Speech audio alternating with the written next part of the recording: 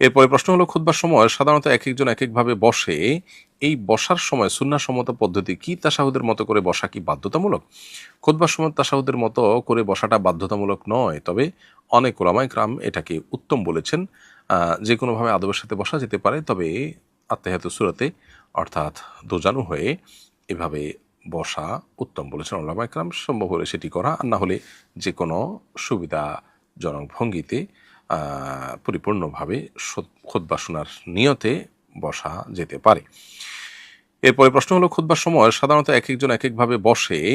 এই বসার সময় সুন্নাহসম্মত পদ্ধতি কি তাশাহুদের মতো করে বসা কি বাধ্যতামূলক? খুতবার সময় তাশাহুদের মতো করে বসাটা বাধ্যতামূলক নয়। তবে অনেক উলামায়ে কেরাম এটাকে উত্তম বলেছেন।